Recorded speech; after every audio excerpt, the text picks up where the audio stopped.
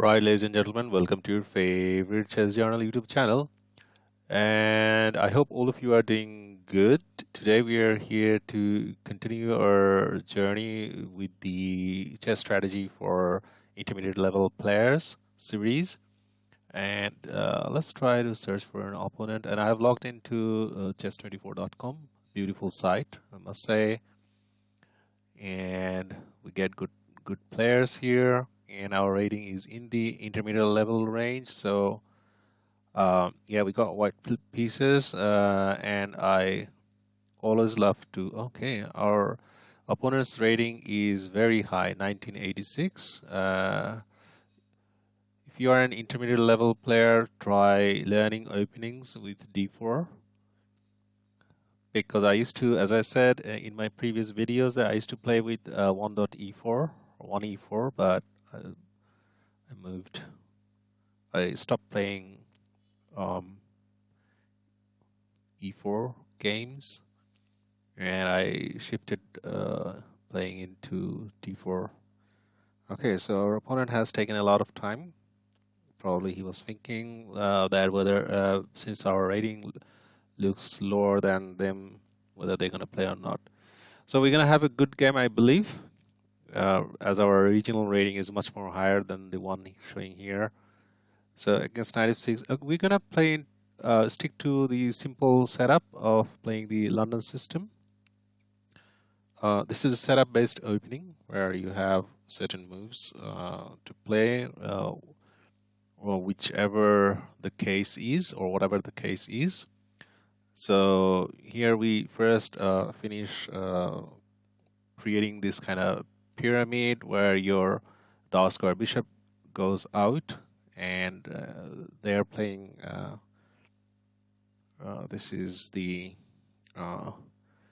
anti-London system setup, but we're going to stick to the London system. But this is the setup that you're seeing on board, and to complete the setup, we have to now play knight f3.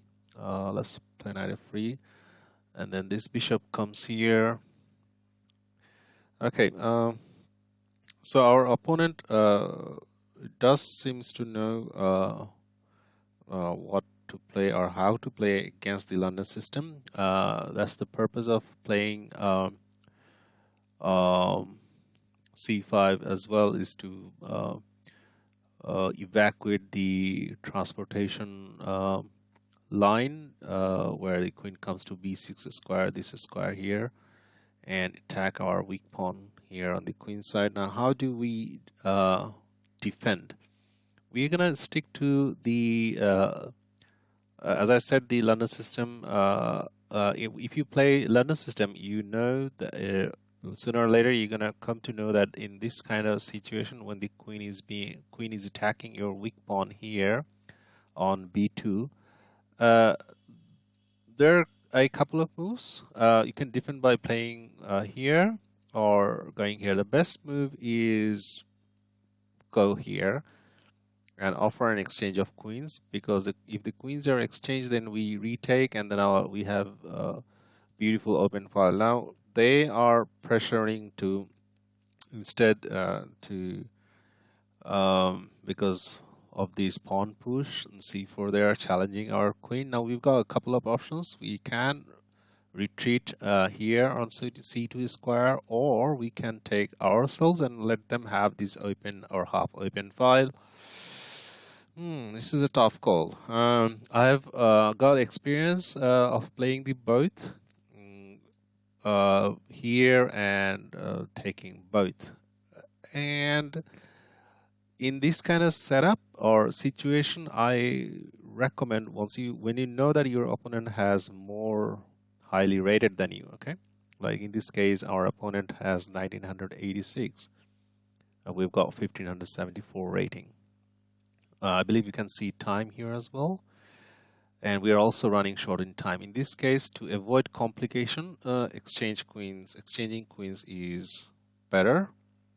So they've got to take, yeah, they have taken with the a pawn. That's the only place. Now they have this luxury of half open file. Now the question is, how do we continue, or what is the threat? They want to play this someday, or maybe this one first. If I were them, I would have played probably this one first, or maybe here, these two square, the light square bishop out, and then play here, and then put pressure on this square. Maybe the knight jumps in, but before that they need to evacuate this square with our pawn is currently guarding this square. How do we continue? That's the question. Okay, so look, if we go here and then we have this, and then this square, I like that move. Okay, let's go here. Here, one of the instructive moments, another instructive moments is that castling at the moment is not very important because the queens are off. They're not gonna checkmate you without the queen just like that. So, okay, our opponent is from Germany.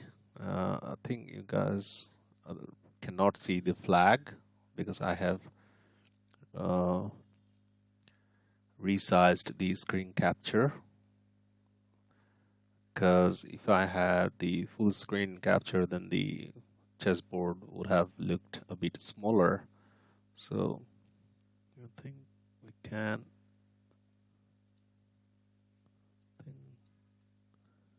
There's a bar. No, we cannot go more than this. Okay. Now they have played e5. What is that move doing? That's surely attacking our bishop, right? Let's go back to our chess strategy for beginners lecture sheet. I guess most of you have already seen that. What's worth more than the bishop? Definitely the rook. So we can't ignore that. We always do not necessarily react to our opponent's threat, but we look for a stronger one. Going here, winning the rook, and maybe later winning this pawn. This is better than losing the bishop. So that's what we have aimed for. Now, have I made a blunder? Because what if this one... Oh yeah, we still got this check. So I haven't made a blunder, fortunately. And after that check, if the king comes here, we get this one.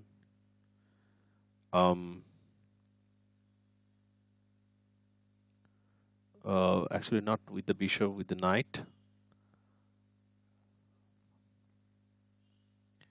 And yeah, I believe we're gonna be doing better in that case, or also actually with the pawn attacking that knight. Lots of options. Let's see what our opponent does. So they have played a trippy move, guarding this square with their king. Not a bad move, but now we can actually take this pawn. We've got pawn takes, bishop takes, knight takes. How do we take? I guess our pawn here is doing good. We don't want to give up the bishop at the moment, so let's take it with the knight. And so I think that's a mistake they have taken. I wasn't expecting them to take. Now we get a very strong center pawn. And this square can be used on knight as an outpost. The bishop, they are, positionally speaking, we are doing better now. And yeah, they have dived in with their knight in the center, knight e4. And what do we know from our lecture sheet or the lesson is that if you see your opponent's any of the pieces in your territory, currently the knight, try to get rid of it as soon as possible. So here let's play this one. ask a question to the knight. Okay, so the knight goes back to knight c5, and the knight's mobility is kind of restricted here, but this is an outpost. And the question is, how do we... I don't like the look of that outpost. Okay, let's evaluate what is the, or what are the weaknesses in our opponent's camp. This pawn is weak in our opponent's camp, and our bishop is, light square bishop is kind of bad, cannot move. So if we take this pawn somehow, then our bishop is gonna see some light at the end of the tunnel. So how do we do that? Let's do one thing. Let's actually sacrifice this pawn and put pressure here, because center of the board is more, positionally speaking, more viable than playing in the flank in some positions or in many positions.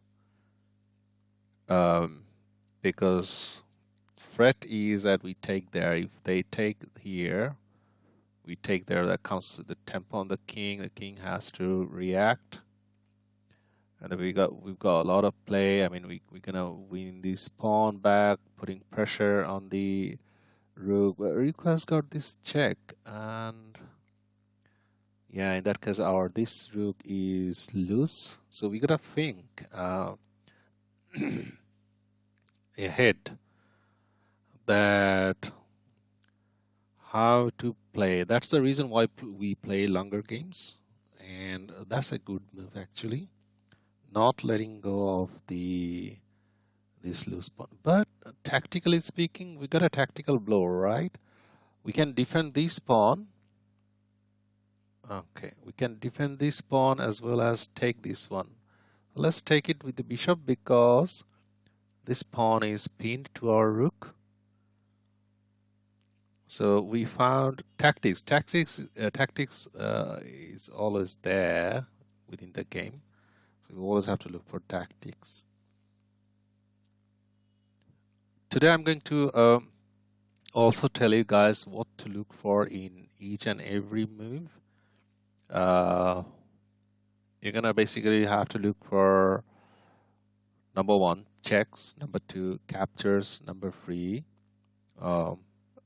threats, number 4, fork, number 5, pin, and this one was a pin, and this capture was also a capture, so pin.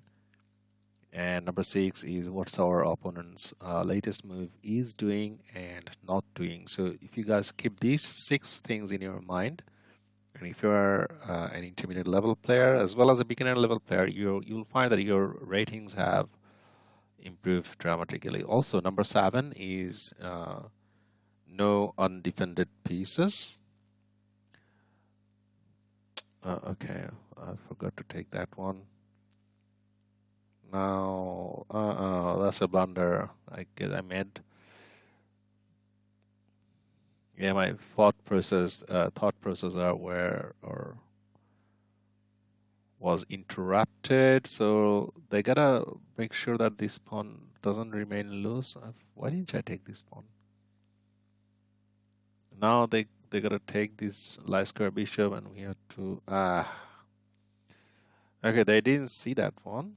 Instead attacked our knight. So where does this knight go? Let's dive in to this outpost as we talked about earlier. It comes with the tempo on the king as well. Now we have got to retake this one. Okay. Now they are after our pawn.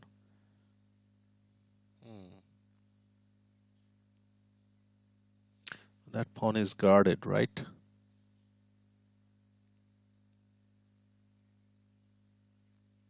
Still got it.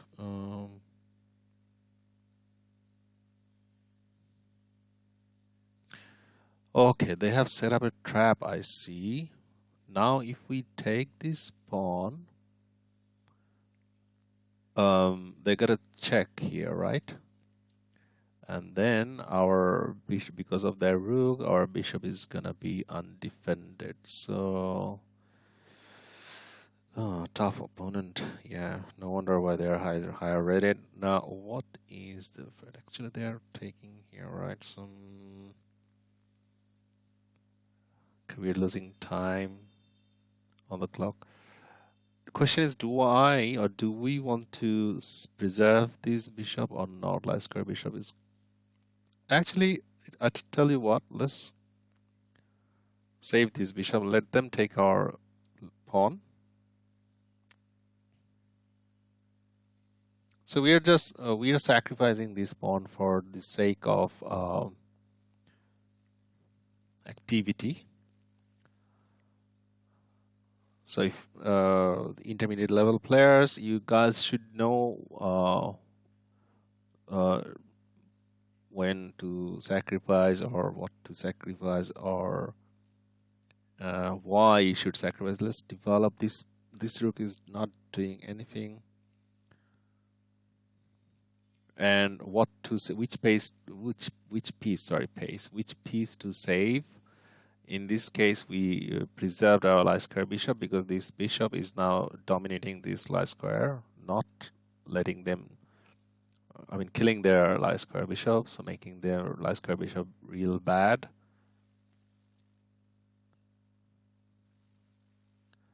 So this kind of calculation you need to do. Our king can come here, but they can also double up here. So this kind of calculation you must do in your games. So what is our next plan? We're gonna think on opponent's time. We're probably gonna play here.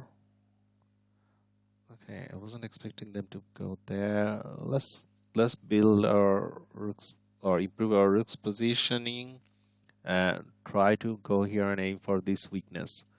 So finding your opponent's weakness in their camp is I tell you what, is very, very important, even if that costs pawn sacrifice. Often you will see in Masters games, for the sake of activity and or for the sake of creating weaknesses in your opponent's camp, they often sacrifice their pawns, which dramatically improve the overall position.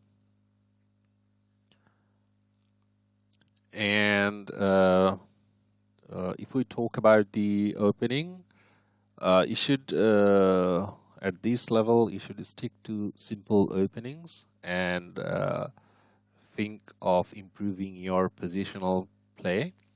Because, for example, with white pieces, you can pick up the London system opening, and then the way I'm calculating, you can follow that steps. And with black pieces, you can choose to play the Perk defense or Pierce defense against e4 or the Caro-Kann, and then improve on. Okay, that's a check. Now the question is, do we defend? Or if we defend, then they have this move, right? So we got to think that one as well. So now we are happy to exchange one pair of rooks.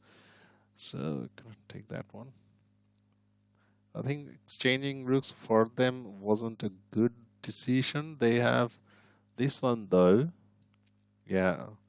Now they want to penetrate our camp. Like coming here, this, after this check. Okay, now what do we do? What do we do? Let's first stick to this one, targeting their weakness, and they're gonna react, because if this one falls, then that one also falls. So now we have created a passer. But how do we can again sacrifice this pawn once this knight moves. Okay, this knight is currently defending, this bishop is defending this square. Okay, so they want to come here and give a check. This rook is defending this pawn. Let's improve our king's position as well, so they don't have any check, and this knight doesn't have any crazy jump. Here, this square is guarded with our f3 pawn. This is a very good game that we're playing at the moment. I hope we have the opportunity to play this opponent again. Okay, we're running out of time. Okay, I don't have much time to think. Okay, let's improve our king side pawn play, as well as your pawn sacrifice. Besides pawn sacrifice, you need to also learn or improve your pawn plays. Now f5. Right, so that restricts our bishop's view. Let's improve the bishop's position here and try to break like this way. Although we can't, yeah, we can do that now.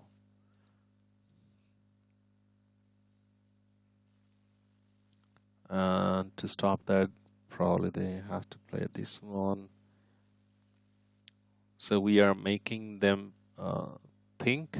That's also helping us to think as well. These two pieces at their camp are currently can't do much because of this promotion. The question is, do we play here now? Or what if here? Okay, let's try this one.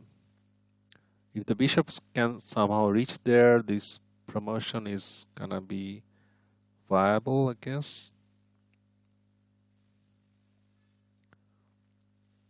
So they are after our pawn again. Okay, let's give the check. And oh wow, that was a mate. I didn't even see that was a mate. I was just, oh my god. Wow. Wow, that's like awesome. Can you guys Adam and Eve? I didn't calculate that that was a checkmate. I just only thought of like, placing the bishop there and, that's so funny. Neither did our opponent see that. It was a checkmate, and we got a lot of rating points now, 1660. Wow. I feel sorry for our opponent, consider his rating, and I feel sorry for myself to not seeing that. That's the side effect of calculating one moves deep. I was just only calculating, okay, hang on a second. If we go there, that's a check, and then this square is vacant for our pawn's promotion probably one day. But boy, that was a checkmate. I didn't see. Okay, that was fun. Let's try to rematch. See if they are available, or try to play another one.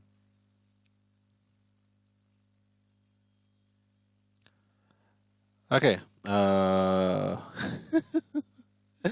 We got the same opponent. I mean, oh, how to chat here? I don't know. Just 24.com. I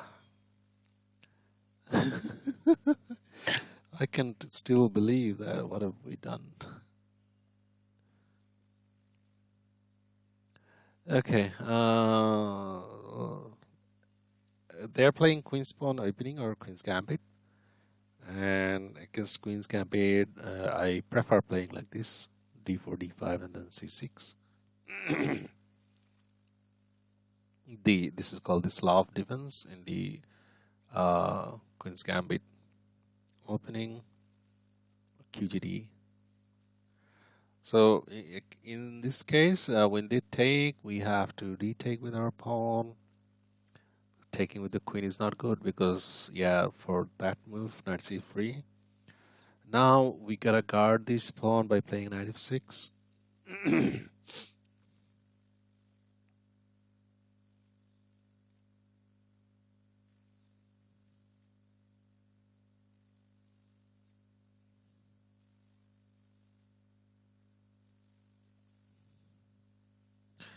Okay, they are playing the same style like the previous game, but this is not a threat because of our Lysker bishop, and this is not a threat as well. Takes. Okay. Mm, I want to play this one. I mean, I love or I prefer putting the Lysker bishop outside the pawn chain before I play this one. So QGD Slav exchange variation. This this play isn't allowing us to put our Lysker bishop outside the pawn chain, so let's play here.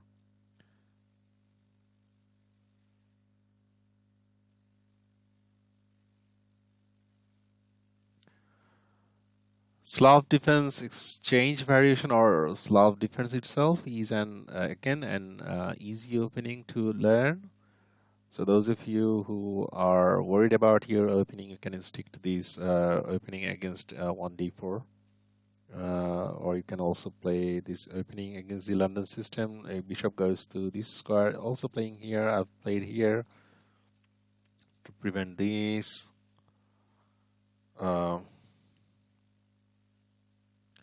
Or even this one is also possible. Yeah, like I said, they played here. That's what I use. I also play, but let's finish development in Slav defense or in this kind of setup. The key to succeed is how quickly you can develop. One of the reasons is because of you have got a bad bishop, so developing your other pieces helps these bishops play later on during the game. So remember that, guys. Do not just keep on playing random attacks.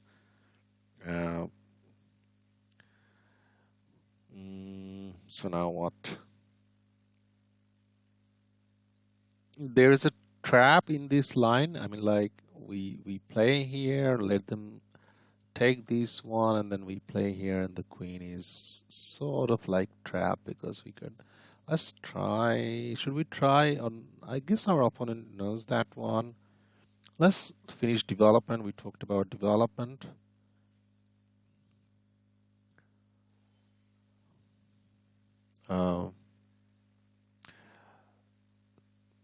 Position is equal, so our we've got a bad bishop, but their queen is also misplaced.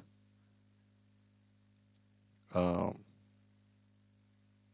you gotta, if you're an intermediate level player, you gotta always evaluate your position. You'll see that in these long play kind of games, I always talk about it. I mean, how are we doing? Constantly, you should talk inside your head. That move I don't like because they have given us a tempo of developing ourselves, because now we are definitely doing better. They're a tempo down or a couple of tempo downs, tempi downs. So let's going back to the same strategy. That bishop is our area of the board. And see, they have given up their dark square bishop for just the knight. That makes our position slightly better, I guess. Now they are trying to finish their development. And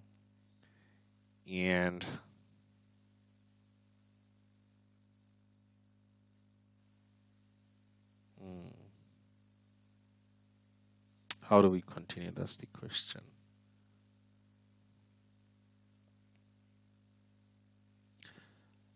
Okay, let's go back to our previous strategy. I mean, sacrificing a pawn. I mean, in this case here, for the sake of development. So let's take this one. Play this one, bishop d7, and sacrifice this pawn. Let's see if they take. So that's going to be an instructive moment. They take and put pressure on this last square bishop.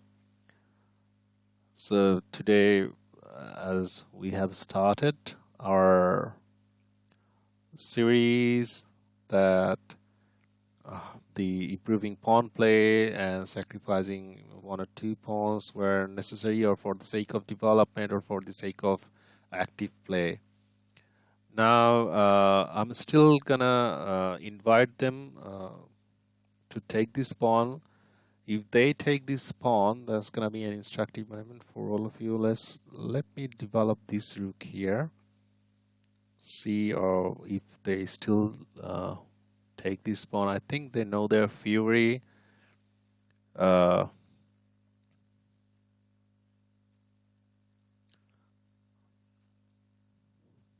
So they're not gonna take. If they take, that's gonna be a good news for us. So if they take, they're gonna put pressure on our live square bishop, right? In that case, we're gonna play here. And they gotta play a backward move with their queen, and we're gonna put our rook here attacking the queen. Queen has to go somewhere. Probably here. And then we're gonna have a lot of counterplay. I mean, these, whatnot. I'm sorry, these, whatnot. Putting pressure here, attacking here. So taking this pawn is not good. So we will be sacrificing a pawn temporarily if they take that one. So at the moment, clockwise speaking, we're doing equal. That's a good news. Positionally speaking, the position is also equal, which is also good news for if you are playing with black pieces and if you have equal positions in move 11 or 12. That's a good news, definitely. So they are thinking I can't advocate much for them other than to develop or keep on developing their pieces, positions. I don't know why they're thinking. Probably they're thinking this way.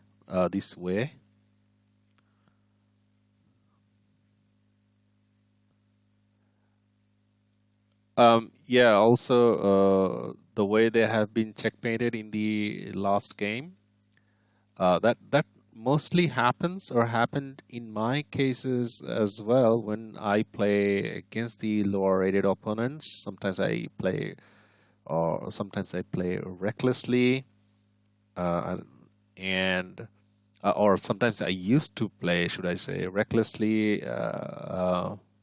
Happened mostly in blitz and bullet games, but then boom, checkmate was around the corner. Here it was like so fun. I wasn't even calculating checkmate. But yeah, the lesson we learned is that you should never relax and always look for what your opponent might have in their play. So I don't like that move. I mean, what the move is doing, the backward move of their bishop, light square bishop, they probably want to go there and checkmate. Oops. They want to play here and give us a... This is not checkmate because we have escape square. So now what do? We can tag their queen like going here. Or now we can actually play here, defend the pawn. Both are good. This also defends the pawn like this way. A lot of options. So which one to choose?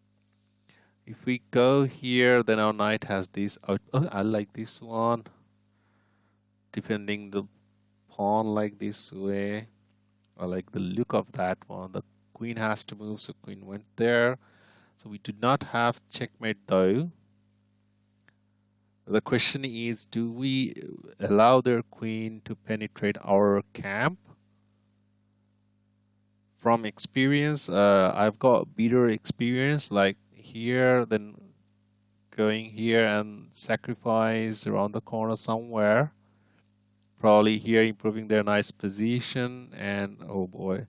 So I'm not gonna allow them to do that. Just play here. Not taking risks. So what we talked about, always look for check, captures, attacks, forks, and pins. So they might have a fork on our pieces. these two pieces. So we must always, as we look for from our side of or our point of view, we also look from their point of view. Always look for check, captures, attacks, forks, beans, and a couple of other points that I mentioned, like what is our opponent's latest movies doing, is not doing.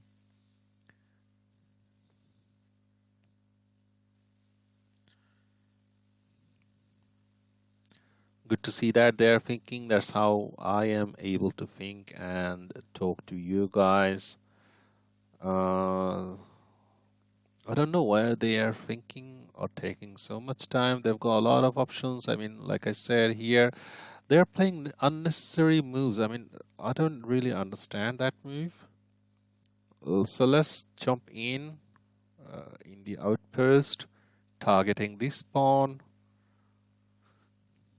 So that was a tempo wasting move for our opponent. So if you are an intermediate level player, you should not waste your moves. I mean, for the sake of playing a move, you shouldn't play. I mean, every move should have a purpose. I mean, had they played here with their queen, I guess, then this move wouldn't have any threat on this pawn. So our knight is attacked. We're gonna place our knight here, attack their bishop.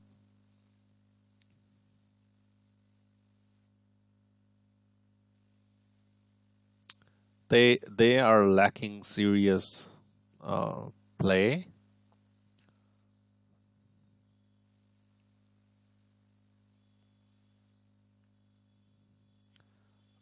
We are also controlling this square. Maybe we're gonna play this one. H3 is a good move to get rid of any back rank threat. We could have.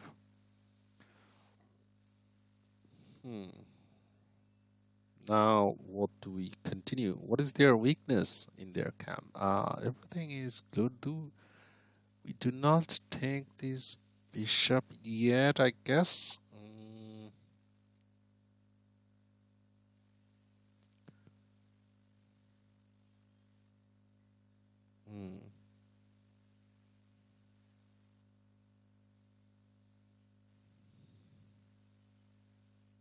Let's try to double up here our rooks and put pressure. This is the only weak point, weak piece I see. And yeah, let's try to double up.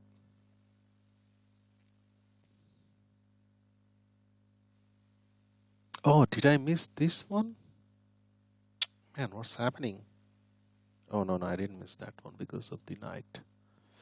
Sure, I thought I missed a beautiful fork.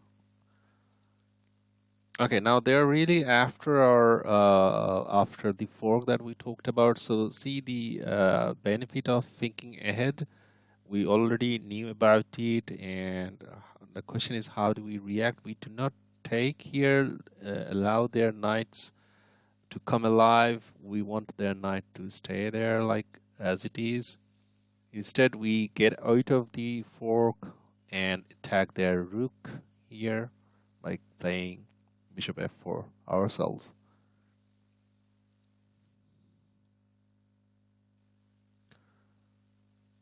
So I don't know you guys if you guys are following these games very well. There are a lot of instructive moments that we have already discussed with. I believe you guys are taking something away from watching these games. And let me know down in the comment section below. Those of you who are new to this channel, please consider subscribing, because that's the only thing that motivates me to come up with these games. And those of you who are already subscribers, I thank you very much from the bottom of my heart. You guys are real real inspiration. So they have decided to get out of the attack that we placed on their rook. Now that allows us to put more pressure. We wanted to play this one anyway. So slowly their position is crumbling. So they're probably gonna play this one. Oops. They're probably gonna play this one. But if they play that one, it's not a big deal. We're just gonna tuck our queen back here. She's better here because we're not playing on the king side attacking. We're not looking for checkmate, rather we're playing on the queen side. Because why we are playing queen side? Because of our center is pointing at their queen side. That's also one thing you guys probably should have learned by now. Look at the central structure. If you see pawn formation like this pointing, so play on the formation or wherever it is indicating.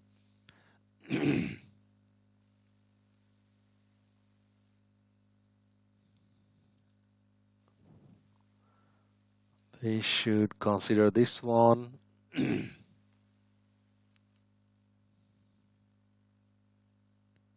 Because this, after this, they have this, I mean, after saving their queen and attacking this one, that's a tactical. But we could also take with their dark square bishop, not let them have any counterplay. So these are called prophylaxis, prophylaxis or prophylactic moves, where you do not let your opponent have any counterplay at all. Restrict their plan. So they have decided to sacrifice a knight. Why is that? They have decided to sacrifice their knight. Okay. Thank you very much. I'll take that one.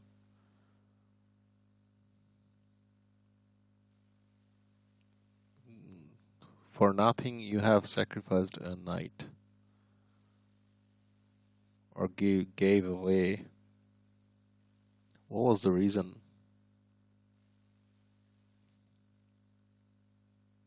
That's not the reason. We saw that one already. And we now even have better move. We can actually go here and point on this weakness. This one is a backward pawn. So yeah, let's place our queen here. So this pawn is a weakness, watching an eye on this weak pawn. So now we're gonna definitely take their bishop because we are material up and exchanging pieces is good. Hang on a second. What have we talked about? Always look for check, captures, attacks, fork, and pin, right? So we have now a fork, queen and the rook. So if they take our bishop, we're gonna win their rook. No, they don't have time to take our bishop because they gotta save their queen.